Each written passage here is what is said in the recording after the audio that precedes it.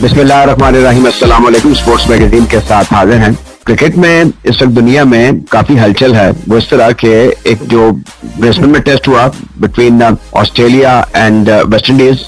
West Indies ने गैर मतवक्को तौर पर एक सनसनीखेज मुकाबले के बाद उसमें कामयाबी हासिल कर ली और ऑस्ट्रेलिया को शिकस्त दी। कोई 28 सालों के बाद ऐसा हुआ। उसमें जो गौरतलब बात थी कि ऑलमोस्ट डेब्यूटेंट फास्ट बॉलर थे वेस्ट इंडीज के, उन्होंने मजमूई तौर पर 8 विकेटें उस मैच में हासिल की और वेस्ट इंडीज को यादगार जीत दिला दी। तो इस तरह हम कह सकते हैं कि जो क्रिकेट की जो सबसे सुपीरियर फॉर्म है टेस्ट क्रिकेट, वो अभी तक जिंदा और जावेद है और ये इस तरह ही रहेगा, लोग देखते रहेंगे। इसके साथ साथ फिर हैदराबाद में गैर मुतवक्को तौर पर इंग्लैंड ने इंडिया को हरा दिया।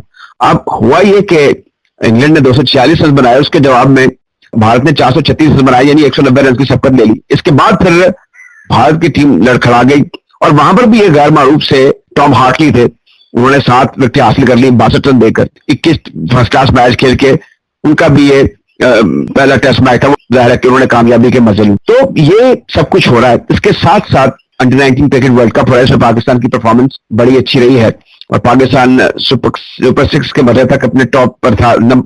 पॉइंट्स के पेश नजर वो भारत के बराबर था, लेकिन क्योंकि नेक्स्ट रन रेट का इशू तो नहीं कहना होगा, वो जो कैलकुलेशन थी उसमें फिर भारत को पहली पोजीशन हासिल है। पाकिस्तान अपने जो ग्रुप 1 है उसमें नंबर 2 पर है। तो अब पाकिस्तान का आइंदा मैच होगा अगेंस्ट बांग्लादेश। जो ये सीरीज हो रही है जिसमें अब एक पहला टेस्ट मैच तो जीत लिया इंग्लैंड ने अगेंस्ट इंडिया और 5-1 लीड कर रहे हैं। जो दूसरा टेस्ट मैच है वो कल होगा विशाखापट्टनम में। ये बड़ी दिलचस्प सूरत हाल है। थोड़ा सा आपको मैंने खुलासा पेश किया है और इसके लिए टेक्निकल एस्पेक्ट है, टीमों की जो स्ट्रेंथ है, जो ग्लोबल क्रिकेट में हो रहा है। साबिक टेस्ट क्रिकेटर खान साहब से हम जानते हैं। अस्सलाम वालेकुम जनाब। जी वालेकुम सलाम।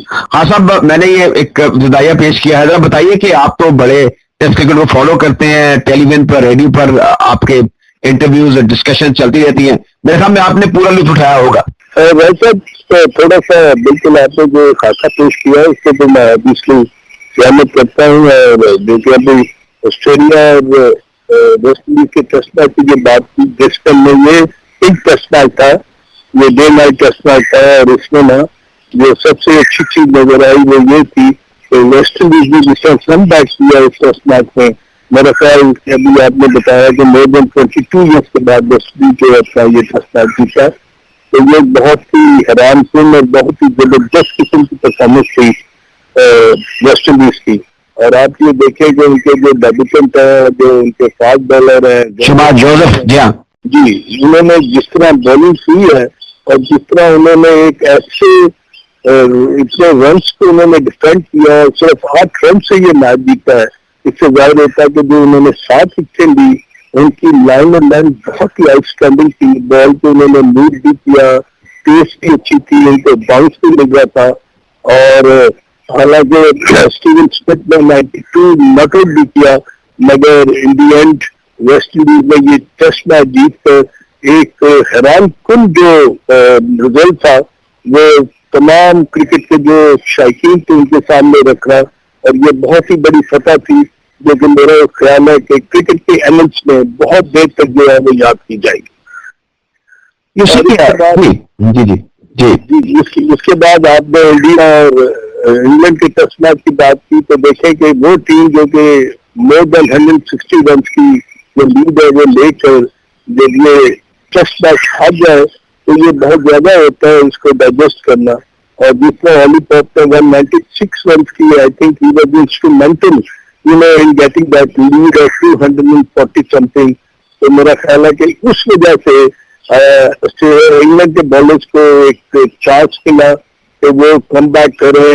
और चौथी इनिंग हमेशा आपको पता है कि इंडियन कंडीशन में बड़ी मुश्किल होती है, बॉल टर्न करता है, ग्रिप करता है और थोड़ी सी अनइवन सर्विस भी हो जाती है। तो आई थिंक जो उनके स्पिनर्स हैं उन्होंने 7 विकेट लेकर ना ये जो टेस्ट मैच, जो कि कहीं भी कोई भी इसको ये नहीं कह रहा था कि इंडिया जो ये मैच हारेगा, तो आई थिंक ये 2 रिजल्ट जो है ये डिफेक्ट करती है इस चीज को। एक cricket is a game of glorious uncertainty. बिल्कुल, और इसकी जगह कोई और क्रिकेट ले नहीं सकती मेरे ख्याल में। जो संजीदा देखने वाले हैं, खेलने वाले हैं और वो हर दौर में मौजूद रहेंगे। खास साहब, ये जो टॉम हार्टली हैं, ये देखें ब्यूटी खेल की कि 7 for 62। इनके मैं देख रहा 21 फर्स्ट क्लास मैच और ये उनका डेब्यू टेस्ट मैच था। तो कमाल है, ड्रीम परफॉर्मेंस है उनकी। आई थिंक टॉम हार्टले ने जो 7 विकेट्स ली है ना, इट शोज के वो कंडीशन जो थी उनका वो उन्होंने बेहतरीन इस्तेमाल किया अपनी वेरिएशन के साथ, अपने गाल के साथ, और जो वो बॉल को स्पिन करने में कामयाब हो रहे थे उससे उन्होंने ये फतह हासिल की। और कोई भी चांस नहीं दे रहा था इंग्लैंड की टीम को, उन्होंने ये पहला टेस्ट मैच जो जीत कर एक बहुत ही अच्छा आगाज किया इस सीरीज का। आप वैसे समझते हैं कि ये पहला टेस्ट हो गया, ठीक है, by dint of good performance Australia जीता, लेकिन आगे जाकर सॉरी इंग्लैंड ने जीत लिया, इनके लिए इंडियन जो है वो विकेटें भी बनाकर फिर अपनी स्ट्रेंथ के जरिए भी दोबारा कम बैक कर देंगे। आई थिंक जडेजा की एब्सेंस जो है ना वो हर्ट करेगी इंडिया की टीम को, क्योंकि वो टर्निंग पिच पर ना वो तेज के साथ बॉल करते हैं, जिस एंगल से बॉल करते हैं बॉल अंदर भी आ जाता है, ब्रेक भी कर जाता है, तो उसको फिर हैंडल करना जरा मुश्किल होगा। वो उनको हैमस्ट्रिंग हो गया, इसकी वजह से सेकंड टेस्ट मैच से बाहर हो गए। अगर आज कोहली भी टीम के लिए अवेलेबल नहीं है तो आई थिंक थोड़ी सी इंडिया की टीम जो है ना वो स्ट्रगल करेगी आने वाले वक्तों में, और आने वाले टेस्ट मैचेस और भी बहुत इंटरेस्टिंग होंगे। हाँ साहब, वर्ल्ड कप की तरफ आ जाते हैं और जैसे मैंने शुरू में बताया कि जो सुपर 6 का ग्रुप 1 है उसमें इंडिया और पाकिस्तान लीड करें with 6 point each. India is at the top because of better run rate, और जो ग्रुप 2 है उसमें ऑस्ट्रेलिया और साउथ अफ्रीका। जरा मुझे बताइए, बड़े ये अभी तक तो हौसला अफजा नताइज रहे हैं। न्यूजीलैंड के खिलाफ बड़े मार्जिन से पाकिस्तान ने जीत हासिल की और बड़े बड़े मार्जिन से 1-2 क्लोज मैचेस भी हुए, लेकिन ओवरऑल लगता है कि ये वेल डिसिप्लिन टीम है under the able leadership of Saad जो नौजवान है। आई थिंक ये बहुत ही अच्छा एक वुमेन है पाकिस्तान क्रिकेट के लिए। अंडर 19 टीम बड़ी अच्छी परफॉर्मेंस दे रही है और अपने ग्रुप में अभी तक अनबीटन है, और सुपर 6 में भी अपने 2 मैचेस खेलकर वो मैच जीते हैं। बांग्लादेश से मैच उनका काफी कम्पिटिटिव होगा, क्योंकि हमारे पास जो फास्ट बॉलिंग है वो बड़ी अच्छी है, टॉल लड़के हैं, वो आके साउथ अफ्रीकन कंडीशन में गेंद को राइट एरिया में बॉल करते हैं, और उनके अंदर हाफ जो बॉल है, जो पेस है, वो काफी को मददगार साबित है कि हाँ पाकिस्तान की बैटिंग के ऊपर ये चैलेंज होगा कि वो एक अच्छा टोटल बोर्ड तक सजाए और फिर अपने बॉलर्स को इतना मौका दें कि वो इनको ना अच्छी तरह इनको वो एक्सेल कर सके, मैच जीत सके। और ये आने वाले जो सेमीफाइनल जो होंगे वो बहुत ही इंपॉर्टेंट होंगे कि अगर आप सेमीफाइनल हारते हैं टीम की और out of the world cup. हाँ साहब, 7 बैग को आपने देखा होगा। तो बताइए, we are also looking for a captain. हमें लीडरशिप के बड़े फुकतान है क्रिकेट में, तो जो जूनियर टीम के कप्तान, अंडर 19 के कप्तान साथ देंगे, इनमें आपको कोई पोटेंशियल या स्पार्क नजर आया? नहीं बिल्कुल है, ये नहीं आप कह सकते कि नहीं, मगर मेरा ख्याल है कि जो पाकिस्तान की टीम है ना उसको बिल्कुल एक 2004 और 2006 में ये वर्ल्ड कप जीते हैं, तो I think they should rewrite the animals of cricket, और ये जीते और जीत करना ये एक बहुत बड़ा कारनामा सिनारी हल्के में लिखते हैं। पाकिस्तान टीम के लिए, अंडर 19 टीम के लिए बहुत ही जबरदस्त अचीवमेंट होगी कि अगर वो वर्ल्ड कप जीत कर वापस आते हैं। बहुत बहुत शुक्रिया अजहर खान। ये थे साबिक टेस्ट क्रिकेटर जनाब अजहर खान। टेनिस के पाकिस्तानी शायकीन बल्कि बड़े सगीर के शायकीन के लिए ये खबर बड़ी खुशाइंद है कि भारतीय टीम जो है वो डेविस कप में हिस्सा लेने के लिए इस्लामाबाद पहुंच चुकी है। उनको वीजे जारी कर दिए गए थे और बड़ा इंतजार है उन टाइज का, जो कि 2 जो पुरानी राइवलरी है इंडिया और पाकिस्तान के दरमियान, और ये मैचेस होंगे। ये 60 बरस का वक्फा है जब आखिरी मरतबा भारतीय टेनिस टीम पाकिस्तान की सरजमीन पर आई थी। तो टेनिस के जो बड़े बड़े पाकिस्तान के खिलाड़ी हैं वो बड़े खुश हैं, और जो फॉलोअर हैं गेम के वो भी बड़े खुश हैं कि चले ये जो 2 डबल्स और 2 सिंगल्स के मुकाबले होंगे हफ्ते और इतवार को, इसको देखने का लुत्फ आएगा। हमने ज्वाइन किया है उष्णा सुहेल को, जो कि पाकिस्तान के बल्कि बड़े सगीर के एक अहम खानवादे से इनका ताल्लुक है, जिसने टेनिस की टॉप पर खिदमत की है, और इन्हीं के जो ग्रैंडफादर थे ख्वाजा इफ्तिखार, आप उनके नाम से वाकिफ हैं, इसाम उल हक, असखुद, इनकी फैमिली, इनकी वालदा, they are all involve in tennis, they are great servant of the game of the tennis in Pakistan and they are so well known. बहुत शुक्रिया उष्णा, अस्सलाम वालेकुम। वालेकुम सलाम। उष्णा, आप यकीनन लाहौर से इस्लामाबाद जा रही हैं, हमें पता है। ये बताइए कि ये कितनी खुशाइंद बात है, and how you see both the teams strength wise, Bopanna is not there, he has retired from Davis Cup। तो वैसे ओवरऑल इस इवेंट के हवाले से, इंडियन टीम के पाकिस्तान आने के हवाले से आप कितनी ऑप्टिमिस्टिक हैं, कितने खुश हैं कि ये टेनिस की बैट्समैन के हवाले से फॉर करंटली और फिर आगे जाकर ये एक नेक शगुन होगा? जी definitely it's a very exciting time. और जैसे मैं पता है कि जब इंडिया और पाकिस्तान के मैचेस होते हैं किसी भी स्पोर्ट में तो वो एक बहुत थ्रिलिंग इनकाउंटर होता है। लेकिन आई वुड से कि स्पेसिफिकली फॉर टेनिस ये एक बहुत अच्छी अपॉर्चुनिटी है टू प्रमोट दिस गेम। और जो उनके प्लेयर्स भी यहाँ पे खेलने आए हैं वो there already in Islamabad, they are training and they are looking forward to this tie which will start on Saturday इंशाल्लाह। तो for the promotion of the game, और अगर हम बात करें टेनिस की तो ये बहुत अच्छा है बिकॉज इंडिया एक तो हमारा पड़ोसी मुल्क है, फिर वहाँ के जो प्लेयर्स हैं they are like they are on the circuit all the time. They मतलब जो साकिब मेहनी है he won gold medal with Sania Mirza at the Asian Games, और जो राम कुमार रामनाथन वो भी एशियन गेम्स पर थे, he is also been in the top 150। और यूकी भांबड़ी जो उनके टॉप 100 एटीपी सिंगल्स रैंकिंग में रह चुका है। So they all are here. और जैसे हमारे लेजेंड्स हैं Aqeel and Aisam, they been serving Pakistan tennis for the past so many years. और अभी भी आप देखिए कि डिस्पाइट द फैक्ट कि पाकिस्तान के पास फैसिलिटेशन नहीं है जो इंडिया के पास है, फिर भी हम उनके मुकाबले पे खड़े हैं। We are in the same half as they are. And the fact कि हम उनके साथ डेविस कप टाई खेल रहे हैं क्लियरली मीन्स कि हमारा level is close to them. And इस चीज से अंदाजा होता है कि पाकिस्तान में टैलेंट की कमी नहीं है, but despite the fact like I said हमारी वो अपॉर्चुनिटीज नहीं रही, उसके बावजूद हमने वो एबिलिटी है to be competing with a team like India जो वर्ल्ड लेवल पे इतना खेल चुके हैं। एंड इंशाल्लाह ताला इंटरेस्टिंग होगा। It will be interesting to see how our players are able to fight and compete. और definitely like I said India versus Pakistan is always something to look forward to। तो इंशाल्लाह ताला दुआएं हैं कि पाकिस्तान टीम अपना best दे और अच्छा परफॉर्म करे Davis cup. Well it will be like an Eid festival, जैसे इंडिया पाकिस्तान के जब क्रिकेट मैचेस भी होते हैं, फ्रॉम प्लेयर्स अपनी जगह पर जो लोग देखने वाले हैं उनका अपना एक हल्का अहबाब होता है। तो ये बताएं कि एज पर जो सोशल मिंगलिंग है with Indian players and Pakistani players, for players आप जैसे जो प्लेयर्स हैं जो टॉप रैंकिंग प्लेयर्स हैं पाकिस्तान के, उनका ग्लोबल एक्सपोजर जबरदस्त है, ये कितना खुशगवार होता है, इसके बारे में बताइए। नहीं definitely being a tennis player, जब आपने एक स्पोर्ट को अपनी लाइफ दी होती है, ऑलमोस्ट योर होल लाइफ आपकी फैमिली की उसमें इन्वेस्टमेंट होती है, आपके पेरेंट्स की, तो बीइंग अल्हम्दुलिल्लाह being a top player in Pakistan, मेरी ख्वाहिश है कि मैं अपने मुल्क को भी आई वुड लाइक टू सी कि यहाँ से टैलेंट निकले, यहाँ से अच्छे प्लेयर्स आगे जाके इंटरनेशनली परफॉर्म करें। तो जब इस तरह की अपॉर्चुनिटीज और इस तरह की जब आपको इनकाउंटर्स देखने को मिलते हैं where the game and the sport you given your life to is being promoted in your country, तो आई थिंक इससे ज्यादा लेवल या पॉलिटिकल लेवल पे देखें तो उसकी वजह से आकर ये प्रॉब्लम थोड़ी खड़ी होती हैं। लेकिन then again I think sports का कोई पॉलिटिक्स पे ताल्लुक नहीं होना चाहिए, बिकॉज स्पोर्ट्स जो है वो generally it's supposed to create you know a good impression. Sports ambassadors जो अपनी कंट्रीज के होते हैं वर्ल्ड में, वो यूनाइट करते हैं प्लेयर्स को, वो एक हेल्दी एक्टिविटी होती है, वो एक it's a very good representation of any nation. मतलब sports being a sports ambassador from your country is a big honour. अपनी कंट्री को जब आप रिप्रेजेंट करते हो तो स्पोर्ट्स आपको स्पोर्ट्समैन स्पिरिट सिखाती है, आपको यूनिटी सिखाती है, and it teaches you to compete on the court but to be a good sportsman and to have a good spirit of the court.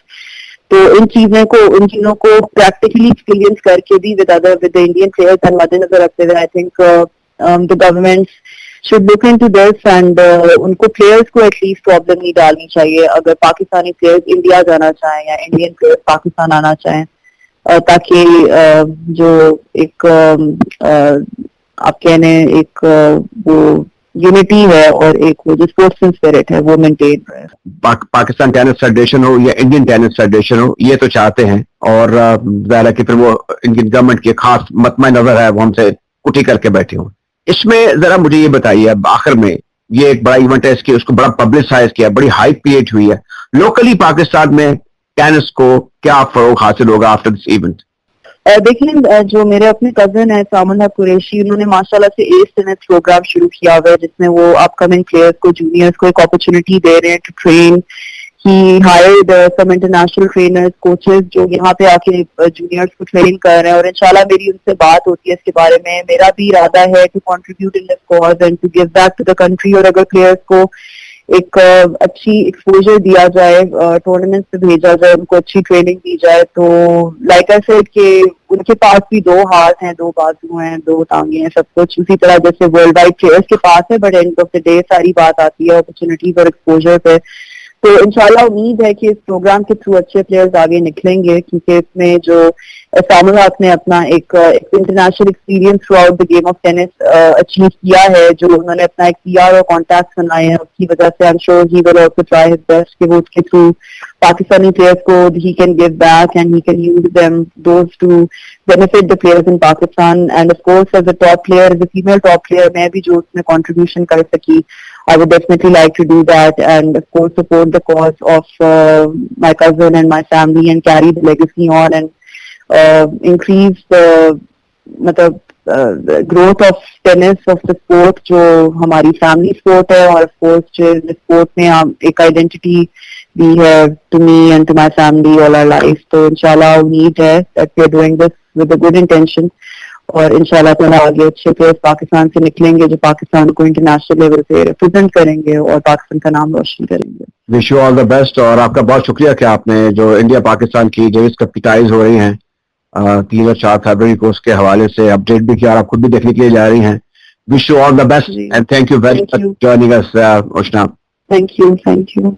ये थी उष्णा सोहेल। गुज़िश्ता प्रोग्राम में आपने नामवर क्रिकेट कमेंटेटर और न्यूज कास्टर जनाब हमीद अख्तर के इंटरव्यू को बहुत पसंद किया। आज इस इंटरव्यू का दूसरा और आखिरी हिस्सा पेश खिदमत है। To be a very good commentator, जब ऑडिशन होता है तो जो ऑडिशन ले रहे होते हैं उनके लिए क्या प्रायोरिटीज होनी चाहिए, और जो लोग आपको सुन रहे हैं उनको क्या बताना चाहिए कि क्या बुनियादी चीजें जो हैं वो एक कमेंटेटर में होनी चाहिए before he is given a chance. असल में बुनियादी चीज जो है, जब आप माइक्रोफोन के ऊपर बोलते हैं तो उसमें बुनियादी रिक्वायरमेंट तो ये है कि आपको उसके इस्तेमाल का पता होना चाहिए। यानी आवाज अच्छी होना तो कुदरती बात है, अगर आवाज आपकी अच्छी है तो वो तो एक गॉड गिफ्टेड चीज है, लेकिन उसके बाद जब आप क्रिकेट कमेंट्री कर रहे हैं तो क्रिकेट की पूरी नॉलेज आपको होनी चाहिए, क्योंकि क्रिकेट एक ऐसी गेम है कि जैसे आपको पता है किसी लम्हे कोई ऐसी नई चीज हो सकती है जो आपको एक्सप्लेन करना है, तो उसका बैकग्राउंड आपको पता होना चाहिए। तो दूसरा ये है कि आपको, जैसे मैंने पहले भी कहा कि जो आपका ऑडियंस है वो ब्लाइंड है, बिल्कुल वो देख नहीं रहा, वो सुन रहा है, सिर्फ सुन के और एक पिक्चर अपने सामने लेके आ रहा है। तो वो आपको इतना उसमें एक्सपीरियंस होना चाहिए कि, और अल्फाज का जखीरा आपके पास होना चाहिए कि उसको कैसे आप एक्सप्लेन करते हैं पूरे मंजर को देख के, ताकि सुनने वाला ये महसूस करे कि वो ये मैच सुन नहीं रहा बल्कि मैच देख रहा है। तो ये बुनियादी चीज आवाज का अच्छा होना तो वो गॉड गिफ्टेड है, अगर ना भी हो लेकिन आपको नॉलेज पूरी होनी चाहिए। फिर आप में फ्लो होना चाहिए बोलने में, जैसे मतलब रेडियो में जैसे 1 सेकंड का पॉज भी जो है वो क्राइम समझा जाता है। खैर अपने हालात भी डिफरेंट है, तो आप मुसलसल, वैसे मैं बताऊं एक जमाने में इंडिया में ट्रॉफी होती थी और पाकिस्तान में, तो इस दोनों तरफ से जो टीमें टॉप पे आती थी उनका एक फाइनल होता था, एक साल इंडिया में और एक साल पाकिस्तान में जी। तो 96 की मेरे बात है, तो यहाँ से हबीब बैंक की टीम जीती थी और उधर से दिल्ली की, या पता नहीं मुझे अभी याद नहीं वहां से कौन सी टीम, तो इन दोनों का मैच होना था। तो इस साल होना था दिल्ली में, तो अगले दिन दिल्ली में मैच था, तो हमें बताया गया कि कल सुबह आपकी फ्लाइट है 7 बजे, लेकिन यानी सुबह 7 बजे फ्लाइट है, फिर लाहौर से 11 बजे फ्लाइट थी और 3 बजे मैच था, और एक दिन पहले शाम तक कभी हमारे वीजे नहीं लगे। तो उस जमाने में थोड़ी इंडिया पाकिस्तान के दरमियान टेंशन थी और प्रॉब्लम थी, तो लेकिन पासपोर्ट हमारे एम्बेसी में रखे, तो वो हम रेडियो में बैठे हुए, मैं और प्रोड्यूसर खालिद वकार ये क्या थे, और शहजाद वही लाहौर में थे, उनको वहीं से हमने हमारे साथ ज्वाइन करना था। उन्होंने अब बैठे हुए उन्होंने हमें जाने नहीं दे रहे कि भाई अभी किसी लम्हे वो पासपोर्ट आएंगे तो सुबह आपने फ्लाइट पकड़नी। जब 7-8 बज गए तो वो उस जमाने में जो इंचार्ज थे हमारे इसके स्पोर्ट्स के, जो सारा अरेंजमेंट किया करते थे, तो उन्होंने कहा कि यार आप इस तरह करें कि आप एम्बेसी आप लोग चले जाएं और जैसे ही वहां वो वीजे आपके स्टैंप हो तो लेके आ जाए, और फिर बाकी काम सारा हो गया था। हमारा जो फॉरेन एक्सचेंज वगैरह देना था उन्होंने वो सब हमारे पास था। तो अच्छा, इंडियन एम्बेसी जाना भी एक उस जमाने में तो बड़ा मुश्किल काम था। तो मैंने कहा इंडिया आप तो बाहर इतना रश होता था कि लोग खाने पका रहे होते थे, दिनों से वहां बैठे होते थे, बड़ा मुश्किल काम होता। ओह माय गुडनेस, फैमिलीज बैठी होती थी वो टेंट लगा के हाँ, लेकिन वो उन्होंने कहा नहीं कोई ऐसा, ये आप पकड़े, आप ये डॉक्यूमेंट सारे, कल मैच है, उनको पता है सारा। वो एम्बेसी वाले लोग भी इसी वजह से बैठे हुए हैं कि वहां से वो एक्चुअली उस जमाने में ये होता था कि वहां से इंडिया से उनके फॉरेन ऑफिस से परमिशन आती थी कि हाँ ओके सिग्नल आता था, फिर ये वीजा लगाते थे। तो वो काउंसलर वगैरह बेचारे हमारे लिए उस वक्त तक रात 8:30-9 तक बैठे हुए थे इंतजार में कि वहां से कोई सिग्नल आए तो वीजे स्टैंप करें। हम लोग चले गए तो गेट पे हमने कहा, मैं और वो प्रोड्यूसर जो थे लाहौर से हमारे साथ चले गए, मैंने कहा कि भाई फिर हम लोग आए इस काम के लिए, तो उन्होंने अंदर मैसेज भेजा, तो उन्होंने बुला लिया उन्होंने अंदर गए तो कह रहे जी हम भी आपकी वजह से बैठे हुए हैं यार, देखिए हमने भी घर जाना था तो इंतजार में, तो बस आप बैठिए चाय वाय पीजिए, तो देखते हैं कोशिश करते हैं जल्दी हो जाए। खैर 1 घंटा हम लोग बैठे तो वीजे लग गए। जैसे ही वो हम पासपोर्ट लेके बाहर निकले तो मैं गाड़ी मेरे बिल्कुल सामने खड़ी थी, तो उसमें बैठा हम लोग चलने लगे तो एक गाड़ी लेफ्ट से, एक राइट से, एक मोटरसाइकिल पीछे हमारे, और लाइटें जला के उन्होंने गाड़ी रोक ली हमारी।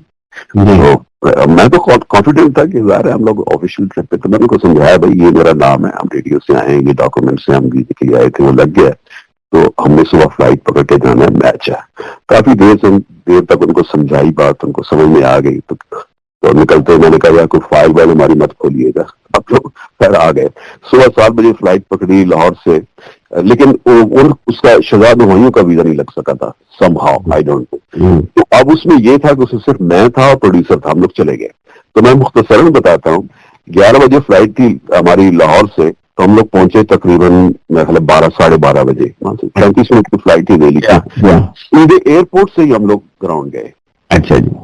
अब मैं अकेला, अब मुझे फिक्र हुई, पहले तो ये थी कि यार पहुंचे किसी तरह, जब पहुंच गए तो ये फिक्र भाई मैं अकेला हूं, तो ये 100, तो खैर हमारा सेटअप उन्होंने लगा दिया हुआ था, वहां के जो इंजीनियर्स थे ऑल इंडिया रेडियो के, तो कमेंट्री शुरू हो गई।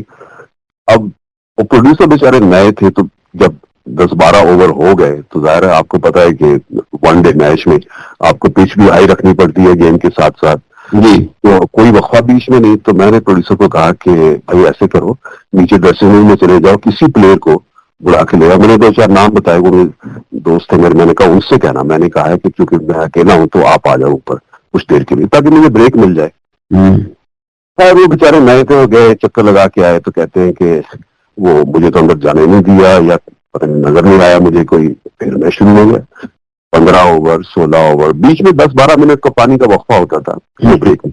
अब खैर जब 30 ओवर हो गए, यकीन माने कि मेरे गले का बुरा हाल हो गया। वो मैच भी वनडे में आपको एक हाई पिच, फिर मैंने थोड़ा सा पिच कंट्रोल भी की, मैंने कहा ये सुपर बिल्स कप था मेरे ख्याल में, सुपर बिल्स कप। जी हाँ जी हाँ। तो मुझे अब याद नहीं तो नाम इस टूर्नामेंट का क्या नाम था, लेकिन ये रेसिप्रोकल था, मतलब एक साल वो इंडिया में फाइनल होता था, एक साल पाकिस्तान में, इन दोनों टीमों का, जो भी दोनों उस तरफ से इस तरफ से ऊपर आती थी। कल वो मुख्तसर ये कि वो लंच हो गया, बीच में वक्फा हुआ, तो अब मैं ढूंढूं लोगों को भाई कोई अगले सेशन में मेरे साथ आके बैठे। तो चूंकि अगले वो पाकिस्तान की टीम की वो थी बैटिंग थी, तो कोई बैट्समैन फारिग ही नहीं था। अब खैर मैच शुरू हो गया, फिर 1 ओवर 2 ओवर 3 ओवर, तो मैंने देखा तो नीचे उस जमाने में विल्स के जो इंचार्ज नहीं होते थे, मुझे मेमन क्या नाम था उनका, ताहिर मेमन जी, ताहिर मेमन, तो वो मुझे नीचे नजर आए। तो मैंने उससे कहा वकार से, मैंने कहा यार ये ताहिर मेमन साहब नीचे हैं, तो मेरा इनसे कहना कि ये ऊपर आ जाए। अब जाहिर है ताहिर मेमन साहब क्रिकेट पे क्या बोलेंगे, वो तो एडमिनिस्ट्रेशन में अपना विल्स का वो जो सारा होता है सिलसिला उसको करते हैं। तो खैर मैंने कहा चलो कुछ ना कुछ बीच में इनसे ये जो स्पॉन्सरशिप होती है इसके बारे में कोई बात कर लेंगे तो जरा मुझे ब्रेक मिल जाएगा। तो वो गया, उसने बताया, वो बेचारे आ गए, तो वो मेरे साथ बैठे रहे कोई 15-20 मिनट या आधा घंटा। तो मैंने उन्हीं से रिलेटेड उनसे बातें की और जरा सा मुझे बहुत रिलीफ मिला। लेकिन आप यकीन माने वो 100 ओवर मैंने अकेले किए हैं उस मैच की, ये हिस्ट्री है आज तक किसी क्रिकेट मैच 100 ओवर अकेला एक कमेंटेटर करे। तो वो बड़ा एक जबरदस्त दिलचस्प एक तजुर्बा था मेरे लिए, आज भी मुझे याद है। 96 की वाली बात है ये। अच्छा ये बताइए, आप अमेरिका में हैं, क्या वहां पर लोग जो पाकिस्तानी सेटल हैं, जब आप बाहर कहीं घूमने फिरने जाते हैं, अभी भी पहचान लेते हैं आपको? कुछ लोग ऐसे होंगे, जाहिर है कि फैन फॉलोइंग हर जगह होती है। वहां पर तो कम्युनिटी में तो लोग जानते हैं, जाहिर है हमारी जो पाकिस्तानी कम्युनिटी है। लेकिन मुझे ये हैरत होती है कि यहाँ पर भी अब भी मैं अभी मेरे आए हुए तकरीबन 1 हफ्ता 1.5 हफ्ता हो गया है, 2-4 दफा ऐसा वाकया हुआ कि वो लोग आप कहें आप नजर नहीं आ रहे, बहुत ऐसा हो गया आपको देखा नहीं, तो मैं उससे पूछता हूँ भाई कहाँ देखा है, तो वो उनको याद नहीं आ रहा होता, लेकिन वो पहचानने की कोशिश करते हैं। फिर जब मैं बताता हूँ अरे अरे अरे हाँ हाँ, ये अभी 3 दिन पहले की बात है, मैं अपने ड्राइवर के साथ कहीं जा रहा था, तो मैं निकला एक शॉप से कुछ चीज लेके, तो मेरे पीछे एक साहब, तो मुझे रोक के कहते हैं सर आपको कहीं देखा है, मुझे याद नहीं आ रहा, मैं सोच रहा हूँ।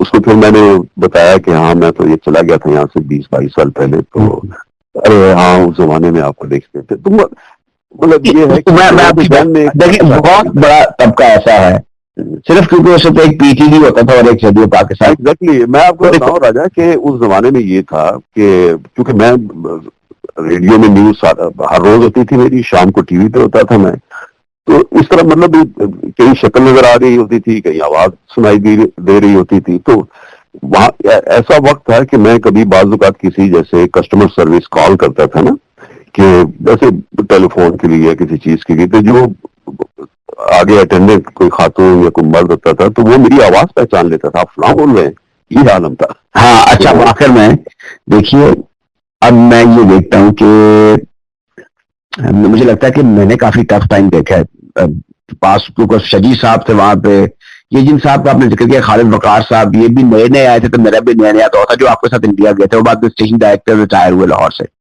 या फिर वो इस्लामाबाद चले गए थे, वहां पे कंट्रोलर शायद हो गए थे, अच्छे नस्तालीक इंसान। अब ये जो मैं नोट करता हूँ कि टेलीविजन और रेडियो जो प्राइवेट चैनल्स हैं, वहां पे बाकायदा थथे लोग हैं, वो भी बोल रहे हैं और बुरी आवाजों वाले भी बोल रहे हैं। पहले तो बड़ा, आप जब आए होंगे तो बड़ा टफ ऑडिशन होता था हर चीज। मैं बताऊं आपको, ये तो अब तो चूंकि रिक्वायरमेंट इतनी है ना, अब तो ये चीजें देखी नहीं जाती हैं, भाई कौन उर्दू सही बोल सकता है, किसका तलफ़्फ़ुज़ सही है। नहीं, लेकिन जहां आप जिस मुल्क में हैं, अमेरिका में, वहां पर तो कोई इस किस्म का शख्स माइक्रोफोन पे नहीं आ सकता किसी भी चैनल पे।